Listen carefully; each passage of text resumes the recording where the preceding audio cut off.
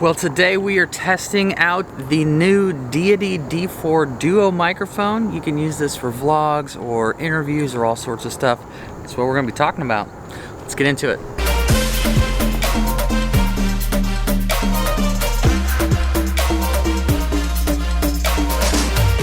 Well, hey, what's up? My name is Tony and I'm a filmmaker photographer in the St. Louis area. Today we are talking about this cool little microphone, and so I figured the best way to talk about a vlogging microphone is to vlog. So I'm going to take you along with me today and kind of show you what I do throughout the day, and also we're going to test out this little thing. So let me show you the camera setup.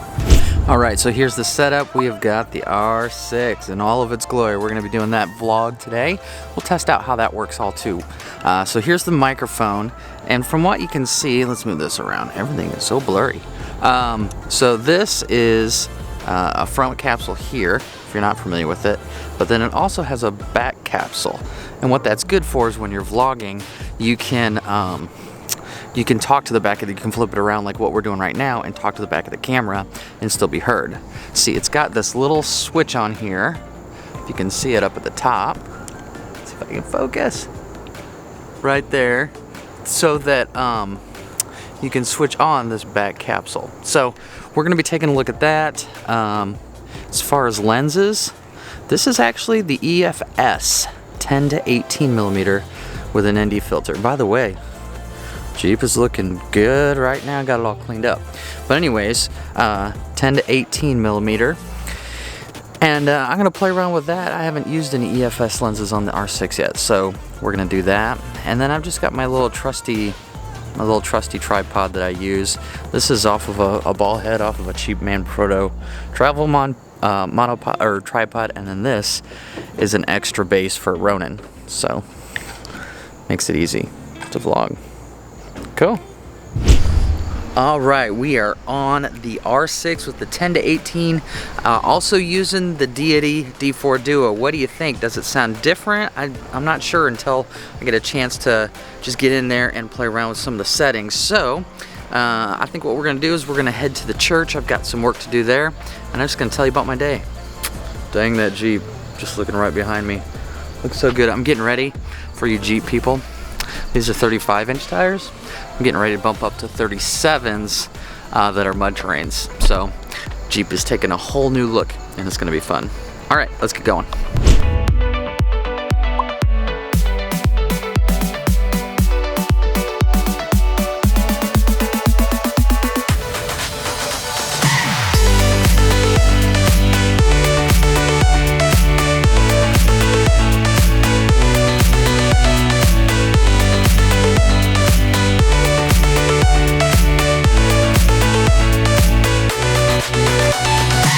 I forgot how much work it is to vlog. Man, you people that do this every day, I'll give you credit.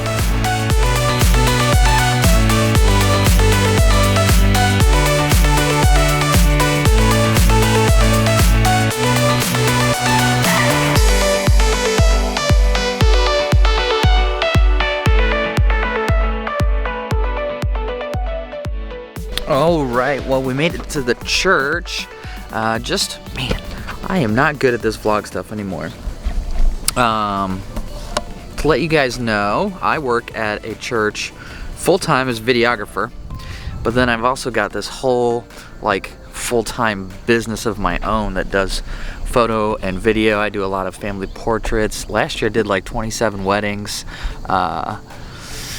This year, obviously I haven't been doing that. I've done a lot more like corporate and like company videos for their websites and all that fun stuff. And I'm not sure why I work so much. Partially I think because I'm just a really driven person, but also, I mean, I like expensive toys. So there's that. So what I do at the church is, like I said, I'm a full-time videographer, so I do a lot of of their bigger shoots.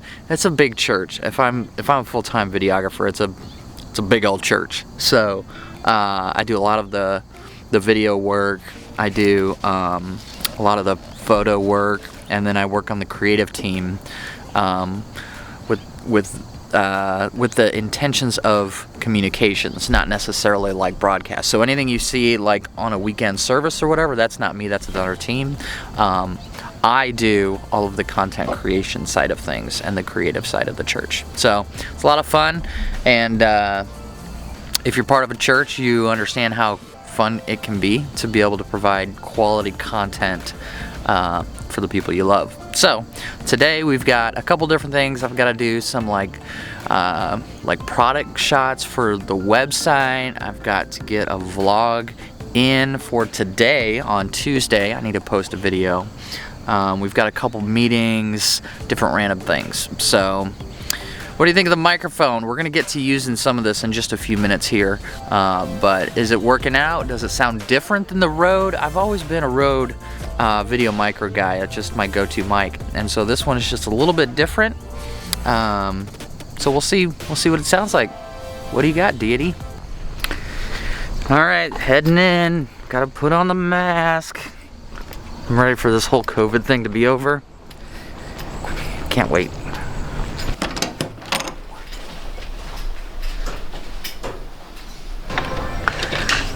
Hey. What are you doing? Hey, what are you doing?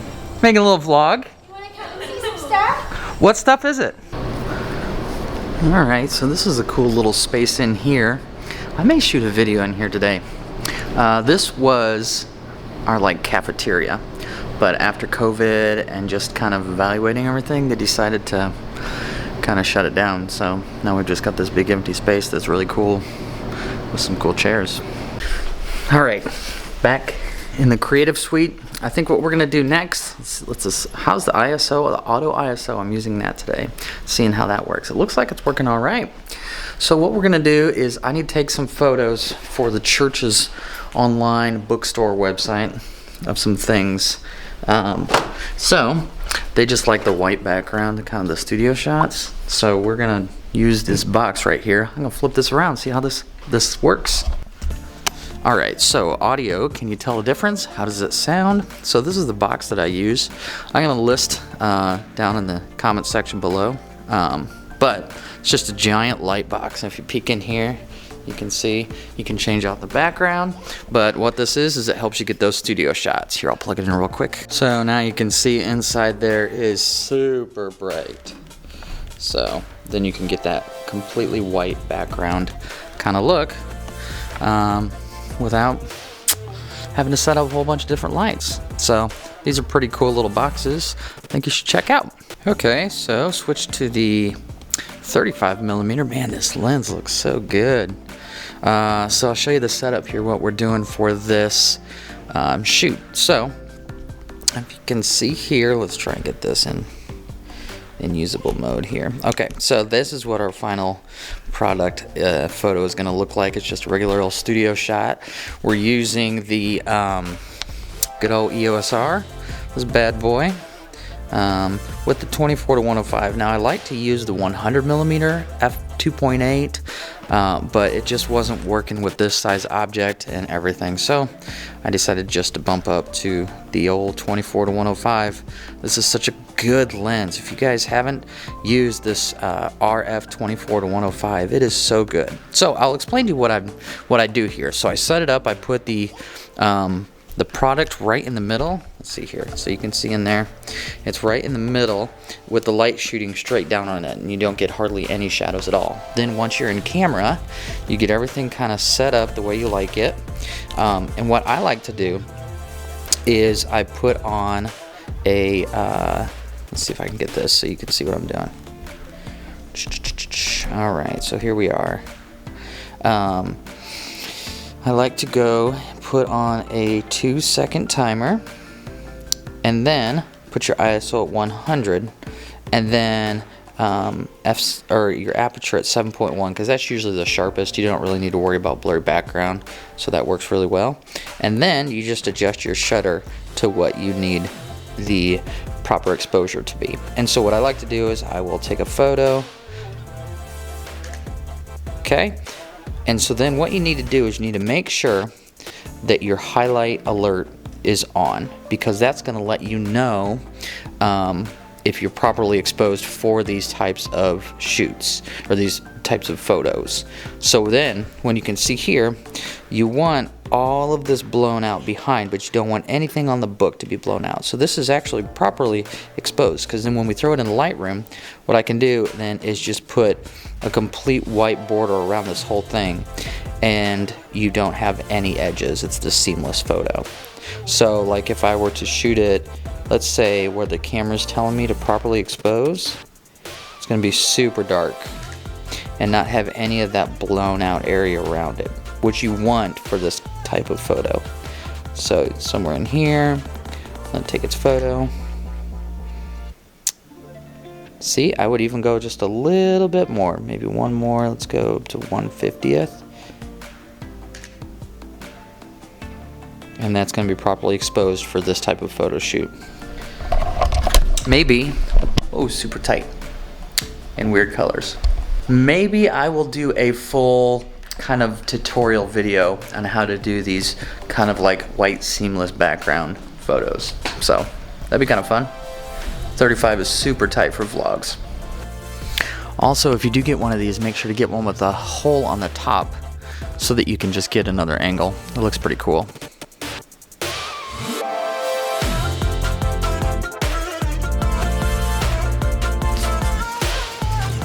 It's getting hot in here. Alright, just jumped on the EOS R for a second to show you the setup for the vlog. Say your Jeep looks really nice today. What are you doing here? I'm so glad to see you. I am going to be officially done with this project. Oh, check out this new microphone I'm testing out. Oh, is this the double one? Yeah. So, The double team one? the old. The two-way? Okay. So anyway, anyways, back to this. This is the setup for the quick vlog that I'm gonna do. I switched over to the R. This is the R6 right here with the 35mm, shooting this way. Then what I did is I'm using the Rode Video Micro on a C-stand with a little cable here. And so I've got a whole video on this kind of a setup to get good microphone audio out of the Rode Video Micro being really far away. And then I've just got a light. I'm gonna use some natural light source, see what it looks like. So I'm gonna record this and Logan is gonna watch me. Oddly. Okay, so after using the R for a while, how'd that transition work? Interesting. After using the R6 for a while, I'm selling this R. That's it. I'm selling it. Goodbye, R. Alright, got her done, and believe it or not, the R6 did not overheat. Alright, well, this video is probably getting pretty long at this point. So, I think I'm actually going to land a plane. It's only like 10:30 a.m., but we've got a ton of footage, and you've gotten a chance to see how this microphone works. Just watching the back of the camera, I really like it, but we'll see how it sounds, and maybe I'll do an update after I get the video edited, and we can kind of talk about sound quality and how I like the workflow.